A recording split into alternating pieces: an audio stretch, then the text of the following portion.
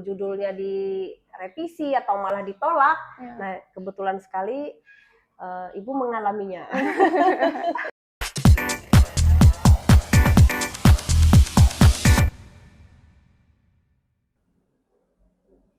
Halo Sobat Kampus, kembali lagi di Suara Kampus, dari kampus untuk Nusantara. Bersama aku, Anissa Nurfitriania Zahra, mahasiswa program studi Manajemen Informatika STIMIK Palangkaraya. Kali ini aku bakal bawain topik yang kayaknya untuk mahasiswa akhir tuh lumayan horor ya untuk mendengar topik yang akan dibahas kali ini, yaitu judul kok revisi. Dan aku juga nggak sendiri untuk membahas topik kali ini.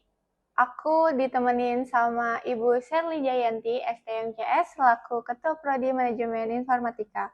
Terima kasih. Halo Nisa. Halo Ibu. Sebelumnya bisa nggak sih Bu, Ibu ceritakan pengalaman Ibu dari awal menjabat jadi dosen atau daftar menjadi dosen di STIMIK Palangkaraya ini sampai ke akhirnya Ibu menjadi Ketua Prodi Manajemen Informatika nih Bu. Oke, terima kasih Nis. Ibu sapa Sobat Kampus dulu ya. Halo Sobat Kampus semuanya.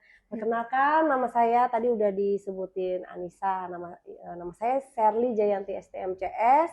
Saya awal karir di STIMIK Palangkaraya itu dimulai di tahun 2012 tuh Nis. Lumayan lama ya. Iya.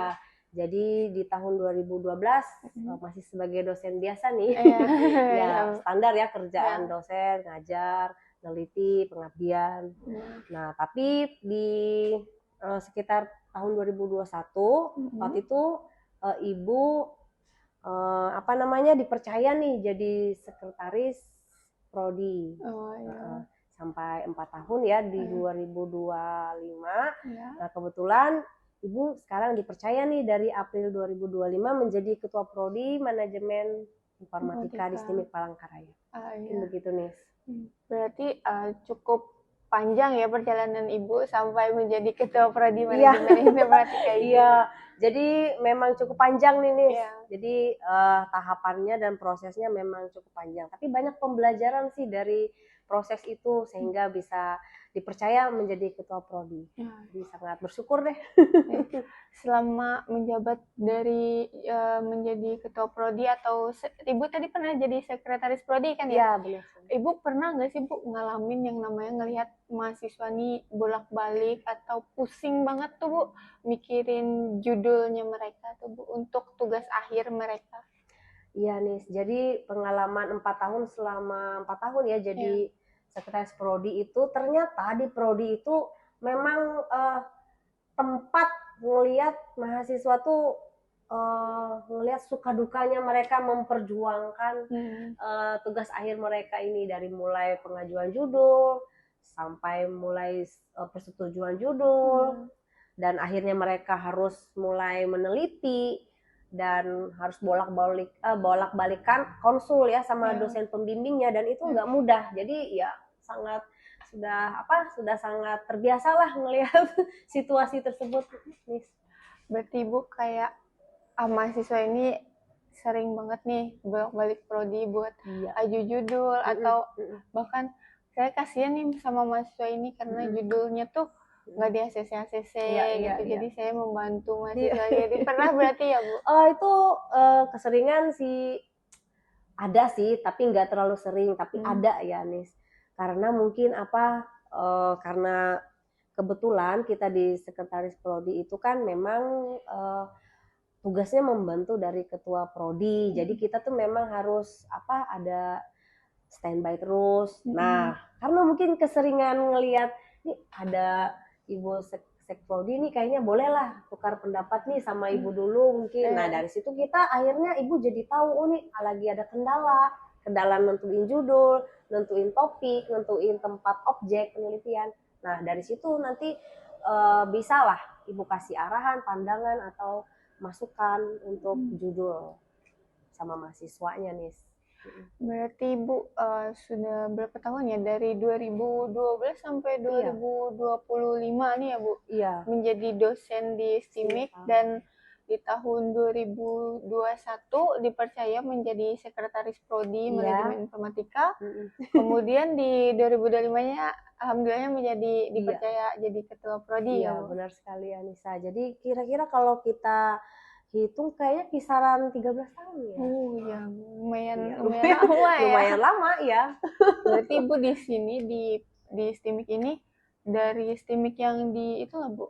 Di Jalan Kinibalu waktu masih amik ya. Nah, belum? malah Ibu yang waktu itu Ibu masih berkuliah tuh kalau yang masih di Jalan Kinibalu. Nah, jadi karena kita kayaknya tuh di STIMIK Geobos ini 2007 deh.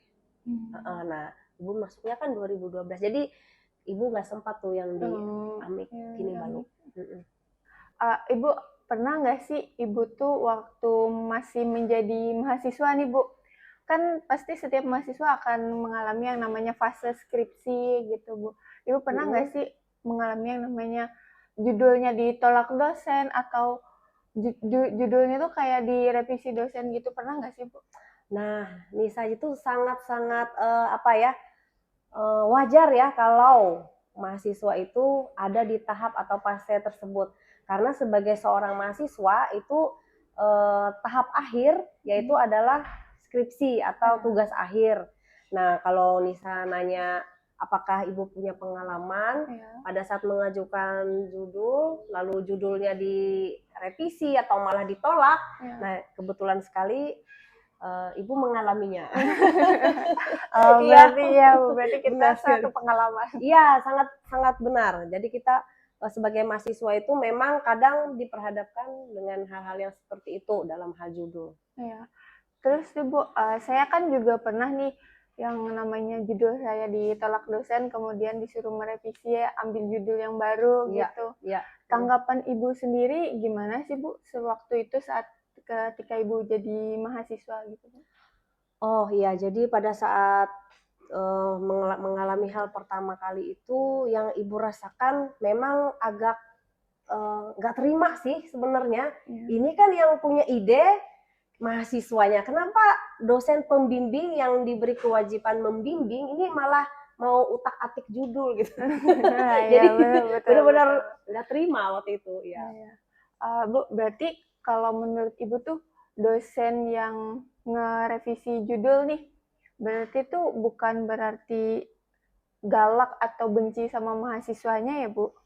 Nah, oke, baik, kita akan perbaiki dulu persepsi mahasiswa ya dikala mengalami hal yang demikian. Jadi sebenarnya dalam tahapan revisi judul oleh dosen pembimbing itu bukan tahapan untuk menjatuhkan semangat si mahasiswa itu.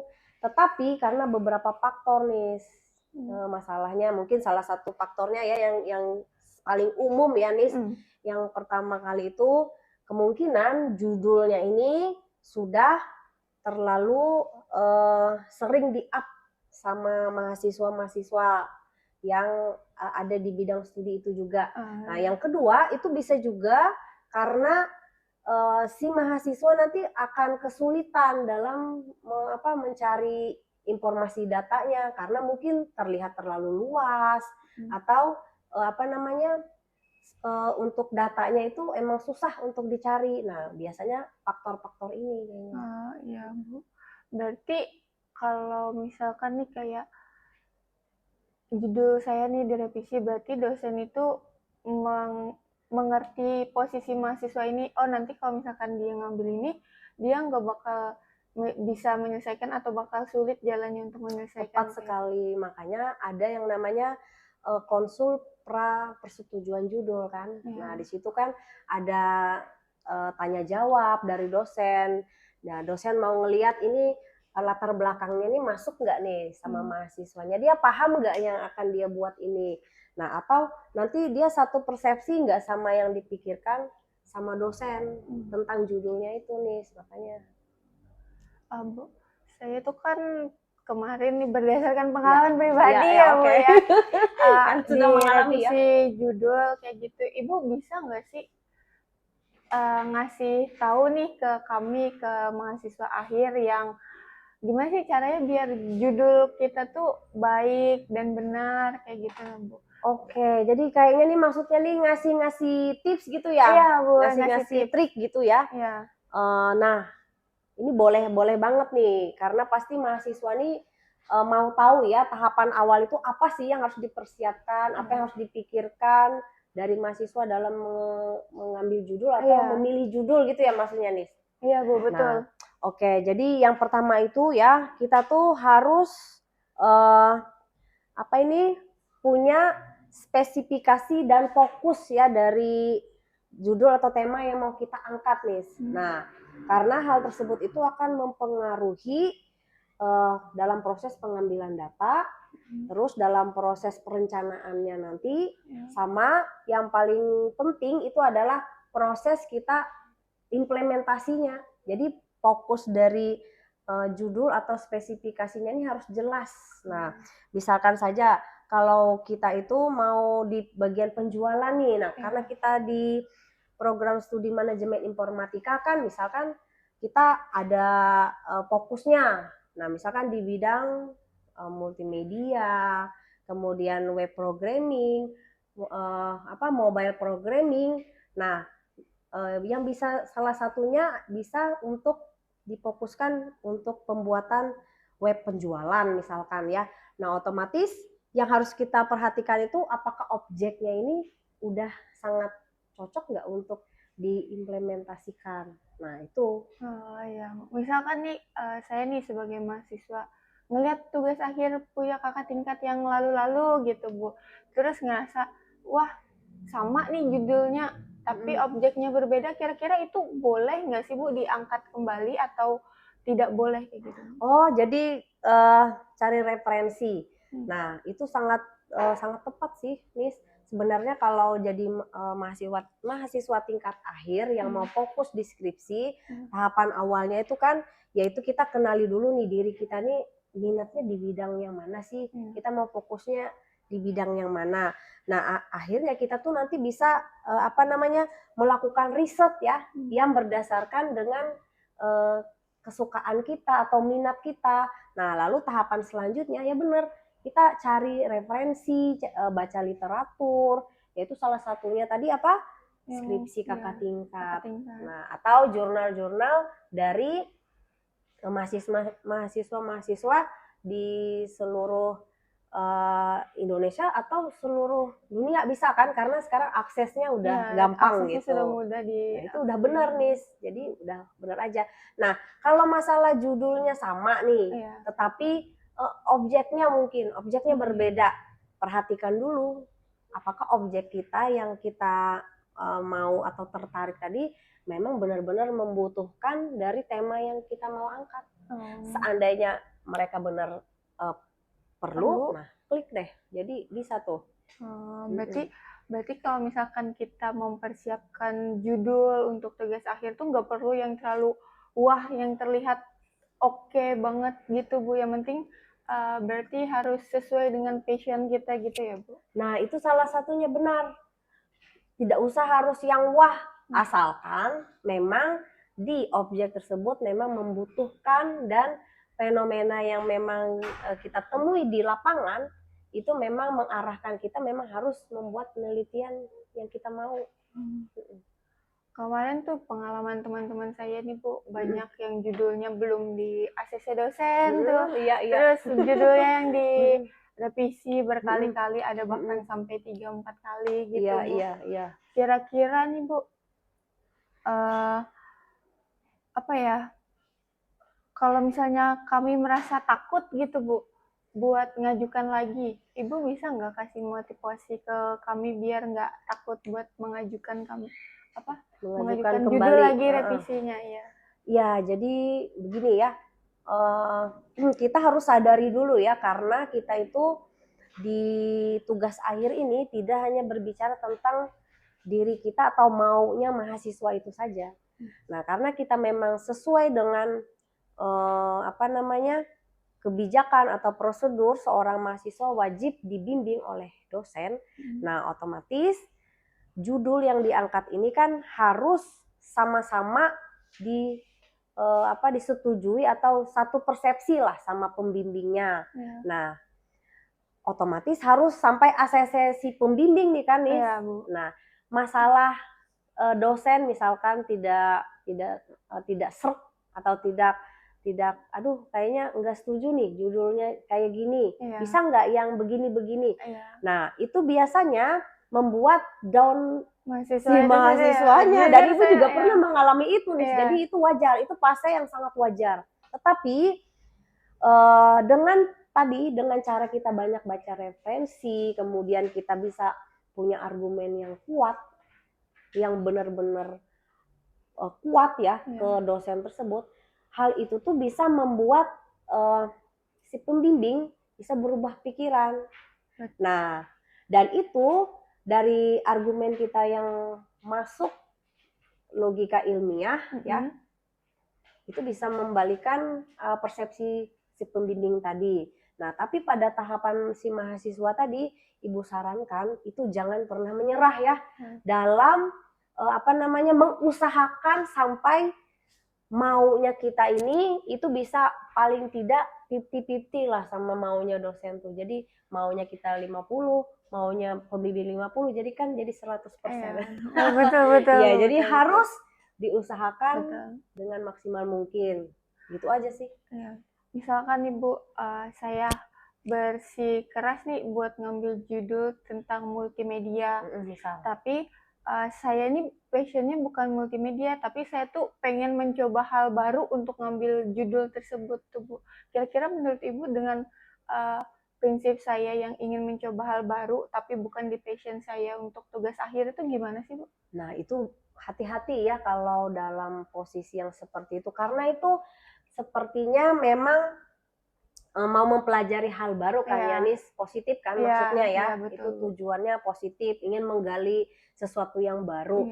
Tetapi hati-hati, karena dalam proses pembelajaran di saat kita memang harus tugasnya eksekusi aja atau mengimplementasi dari passionnya kita yang memang kita atau bidang kita, itu memerlukan waktu jadi double, yang harusnya tadi kita ditinggal eksekusi aja nih, tiba-tiba kita harus mulai belajar lagi, itu kan berarti ada tambahan waktu. Nah, kita nggak bisa spare waktunya itu bisa nggak kita pastikan proses pembelajaran kita itu tidak makan waktu mengambil waktu penelitian tadi. Nah, seandainya bisa dipastikan ya boleh saja mencoba hal baru. Berarti emang harus kayak kita mau memperhitungkan manajemen waktunya. Benar lagi sekali nih. Terus kemudian untuk pengambilan datanya di tempat tersebut. Benar sekali, iya benar sekali. Itu Ibu pernah nggak sih Bu nemuin yang mahasiswa tuh ngeyel banget nih, saya tuh maunya judulnya ini loh Bu gitu.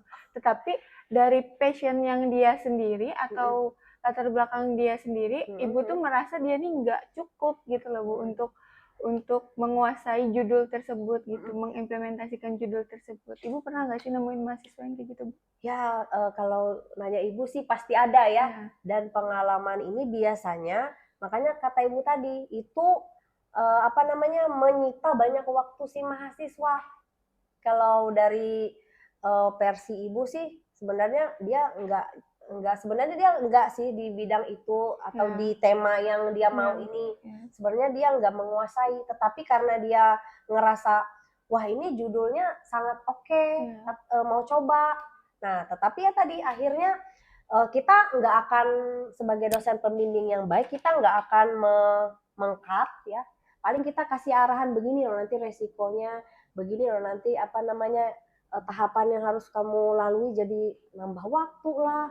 Nah, kita kasih pandangan. Nah, jadi nanti tergantung kesepakatan mahasiswanya terima atau tidak. Kalau dia masih kekeh juga, ya kita tetap support saja sih. Kalau pengalaman Ibu ya seperti itu. Tapi memang waktu sih, dari segi waktunya agak molor. Berarti mahasiswa tuh emang harus selain memikirkan judul yang menurut mereka keren gitu, emang harus kayak bisa nggak sih saya ini menyelesaikan ini? Iya, dia harus kenali dirinya sendiri dulu nih. Gitu, ya gitu. Kalau memang dia emang hobi nih di Mulmed, dia coba mati-matian misalkan di web development misalnya. Nah, itu perlu waktu sih mungkin nanti.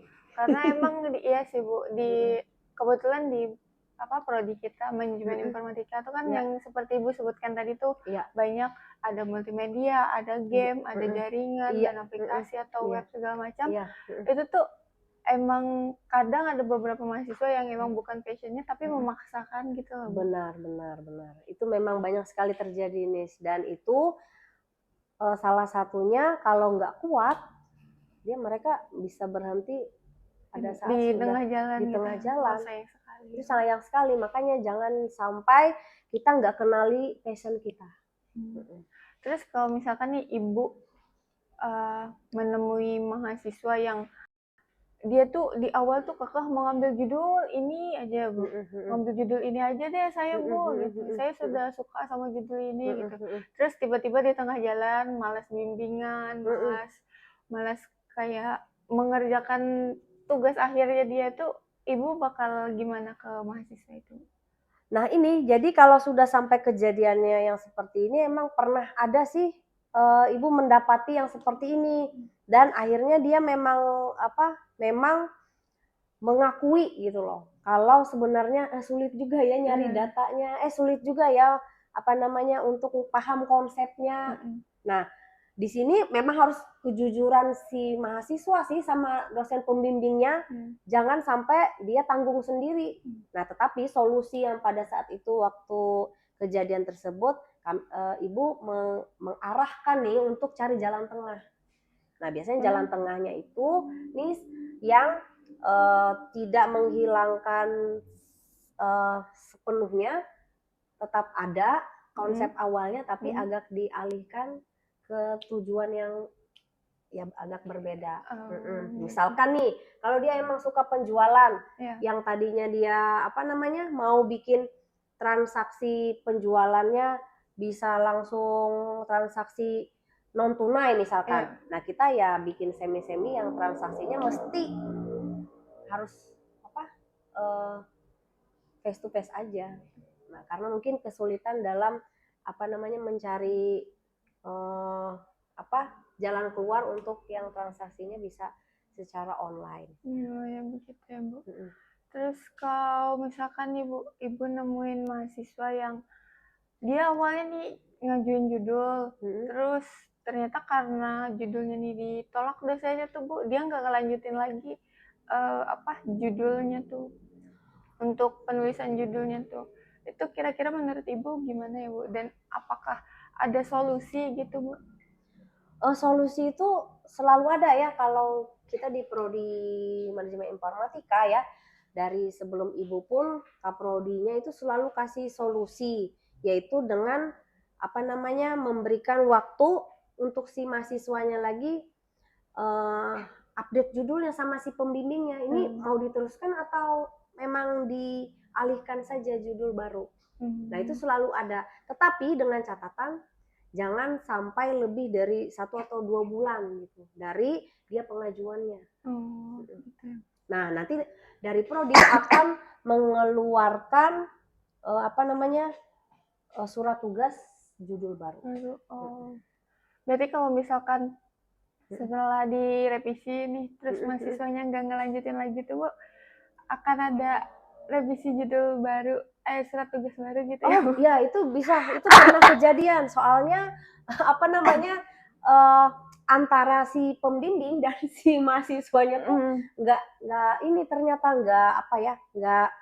nggak klik gitu, nggak satu persepsi, sehingga yang dicari datanya sama mahasiswanya misalkan topik A, tetapi yang keluar judulnya itu topik B nih. Nah jadi di sini kelihatan kesalahan persepsinya. Jadi akhirnya kamu bukannya judulnya gini, bukan Bu, sebenarnya saya mau begini. Nah akhirnya mereka menyepakati judul baru dan itu wajib diinformasikan ke bagian prodi, dan nanti prodi akan mengeluarkan surat tugas baru dengan judul baru.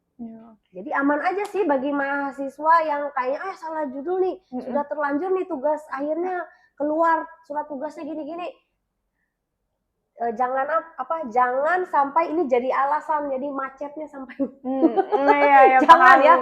Jadi nih kalau ada teman-temanmu yang kayak gini, disaranin aja segera pastikan judulnya memang yang seperti yang dia mau. Oh, iya. Berarti Bu, terus kayak tadi kan surat tugas baru. Ya.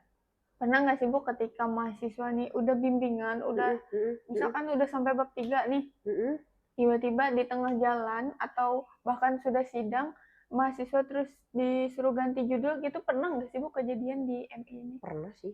Kalau pada saat di awal judulnya tuh misalkan ini dia ngebahas topiknya tuh kayaknya nggak sampai ke transaksi misalkan ya, kalau dalam pelayanan desa misalnya, perangkat desa. Tetapi yang jadinya atau pada saat di sidangnya hanya sebagai profil desa. Nah, otomatis kan berbeda ya. Berbeda Anis. Nah, makanya hal itu bisa membuat judul berbeda antara di surat tugas dan hasil akhir naskah atau laporannya. Dan itu bisa terjadi. Tapi dengan catatan sudah disepakati oleh dosen penguji. Iya. Berarti pernah gitu ya Bu? Pernah. Dan itu beberapa kali terjadi. Oh ya lumayan ya Bu. Iya, dan saya kira tuh hal-hal yang kayak gitu tuh cuma ada di dunia maya aja gitu loh. Di dunia kejadian di dunia nyata gitu. Di real life ada ternyata, dan itu memang disadarinya nanti nih pada saat sidang biasanya. Pada saat skripsinya yang dipresentasikan, diuji cobakan, itu bisa berbeda dari judul, otomatis kita tidak bisa dong mempertahankan judul kalau isi atau kontennya berbeda. Berarti ternyata emang semua yang di dunia maya tuh kadang beneran terjadi di dunia nyata ya? Ya benar sekali Nisa. Jadi jangan khawatir dan nggak perlu takut kalau masalah salah judul atau ngerasa ini nggak pas nih dengan passion. Nah itu segera aja dikonsulkan dengan pembimbingnya. Ibu bisa nggak sih Bu kasih kayak kesan dan pesan buat mahasiswa biar yang kayak teman-teman nih Bu, teman-teman saya kebetulan saya juga mahasiswa akhir, teman-teman saya ini pusing banget gitu Bu sama judul, sama bab-bab yang ada sedang mereka buat gitu Bu. Bisa nggak kasih saran dan motivasi biar mereka tuh lebih bersemangat lagi? Oke. Jadi kalau dalam tahapan membuat skripsi atau tugas akhir itu, Nisa, itu tuh memang ada fase kita itu jenuh ya. Jenuh, terus satu pernah dalam posisi jenuh karena nih ngeblank. Nah, atau nggak tahu nih mau kemana lagi nih, mau meningkatkan atau mengembangkannya kemana lagi. Nah itu memang wajar. Nah tetapi usahakan itu hanya 1-2 minggu saja nih. Nah kalau lebih dari itu, nah itu hati-hati. Itu ada yang salah. Nah cara untuk meng-up kembali semangat atau mood itu bisa dengan cara ya tadi ngumpul-ngumpul sama teman. Sering-sering ngumpul sama teman-teman. Iya, soalnya kan energi teman yang satu semangat skripsi saya ngeliat udah di ACC nih teman saya bab satunya. Tepat sekali. Aku mau juga nih buat bab 1 gitu ya. Iya benar. Gitu. Iya, itu akan tertular. Biasanya seperti itu. Nah saran ibu atau wajangan ibu ya, kalau lagi ngeblank, lagi stagnan, lagi nggak ada mood, lagi jenuh, segera hubungi teman-teman. Cepat kumpul-kumpul aja. Nah dari situ kami semangatnya up lagi. Berarti kayak misalkan nih, saya tuh kan pernah juga nih Bu di fase yang jenuh, di fase yang saya malas banget nih ngerjain gitu, setelah aja judul kayak gitu. Berarti kita tuh emang harus sama teman-teman gitu ya Bu. Sekali. Benar, karena ini tadi semangatnya orang lain itu bisa saja memotivasi atau membangkitkan semangat kita lagi nih. Jadi jangan pernah merasa aku perlu waktu sendiri nih. Nah bolehlah 1-2 minggu, bolehlah masih normal. Tapi kalau 1-2 bulan, nah itu udah fase danger. Iya sih Bu. Tapi pernah lah Bu kejadian gitu mahasiswa yang nge-stuck sampai beberapa bulan? Iya pernah, bahkan sampai 1 semester nggak geser dari dari bab 2 misalkan. Iya. Karena udah masuk di bab 3 itu kan bener-bener dia harus mengembangkan apa yang ada di dalam Iya, pemikirannya. betul. Iya, itu ada. Hmm. Dan jadi kalau ada biasanya dosen nanya gimana perkembangannya, kapan konsul lagi, itu bukan mau mendesak-desak, tapi mau sebenarnya bangkitin semangat kita lagi. Ingat loh, kita nih masih ada proyek TA gitu. Tapi kadang Bu, kalau dapat notif dari dosen yang nyuruh, ayo kapan lanjut bab ini, kadang tuh jadi pressure kita sendiri. Berarti itu bukan pressure ya Bu sebenarnya? Bukan sebenarnya. Bukan tekanan dari dosen pembimbing. Itu bukan pressure atau estimate bahwa kita nih kayak ditekan untuk ngerjain sesuatu yang berat, bukan ya. Maksudnya itu agar kita ini bisa berjalan sesuai dengan jadwal yang sudah kita tentukan. Misalkan nih 6 bulan nih mesti lanjut sidang. Nah, itu maunya tuh masuk di dalam jadwal kita, itu sih tujuannya. Oke Bu, berarti kita bakal break dulu mungkin 5 menit. Setelah ini bakal lanjut lagi ya. Oke, baik. Terima kasih Bu. Oke, terima kasih. Baik Bu, jadi kan setelah pembahasan kita yang panjang banget tadi tuh, mulai dari cara milih judul yang baik, terus pengalaman Ibu sebagai dosen pas nemuin mahasiswa-mahasiswa yang berkali-kali judulnya direvisi, terus ada lagi apa tadi, membuat cara memilih judul yang baik dan judul yang nggak harus wah tapi sesuai dengan passion kita gitu. Ibu ada nggak sih saran dan motivasi untuk teman-teman nih yang mau ngambil judul di semester ini atau di semester akhir nanti, yang sekiranya judulnya itu bakal langsung di ACC nih Bu sama dosennya? Oke Anissa, jadi minta saran Ibu nih ceritanya ya. Iya Bu, betul Bu. Oke, jadi kalau masalah dari Ibu untuk memberikan saran itu Ibu akan memastikan ya mahasiswa atau mahasiswi yang sekarang mau mengajukan judul itu, saran pertama itu adalah yang pertama harus kenali dulu dirinya ya, dirinya sendiri tuh dia tuh berminat atau dia tuh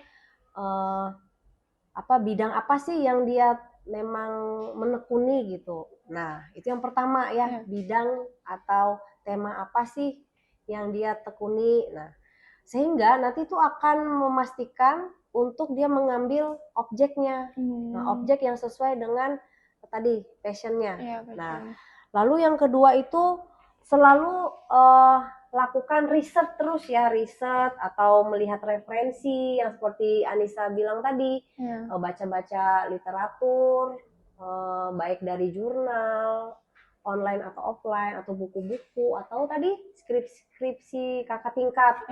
Nah, kemudian yang selanjutnya itu kita harus memfokuskan judul kita ini relevan nggak dengan apa yang saat ini sedang tren gitu tren atau yang saat ini memang diperlukan dari pihak objeknya. Nah, itu kita lihat relevansinya, di mana kita bisa ambil kesempatan untuk judul kita itu bisa klik sama objek, klik juga dengan dosen pembimbing, karena dosen pembimbing ini pasti maunya yang kekinian juga nih, tema-temanya dan teknologinya masuk juga. Nah, yang selanjutnya saran dari Ibu, pastikan harus ada diskusi dan konsultasi, diskusi dengan kakak tingkat, diskusi dengan teman-teman yang lagi ngajuin judul juga, sama yang paling penting diskusi atau minta saran dari dosen pembimbingnya. Nah, yang terakhir nih, perhatikan juga aspek teknisnya, teknologi yang mau dipakai ini udah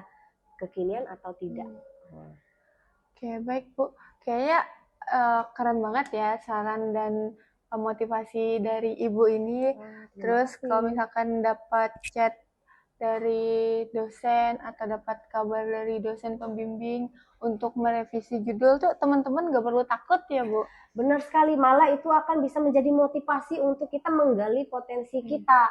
Kita kasih cari semangat lagi di diri kita untuk membangunkan semangat kita lagi. Ini ternyata ada yang care nih sama progresnya TA aku, ya, dosen pembimbingku, teman-temanku, orang tuaku. Nah, ingat masa depan kita nih mau kita capainya mau cepat atau mau lambat-lambat. Nah, itu.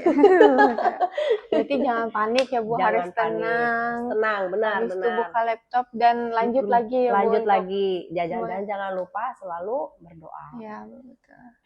Baik Ibu, terima kasih atas waktunya hari Ya, ini. oke Anissa, sama-sama. Buat Sobat Kampus yang udah dengerin episode kali ini, sampai ketemu di episode selanjutnya dari Suara Kampus, karena dari kampus untuk Nusantara. Terima kasih Bu. Terima kasih Nisa, semangat.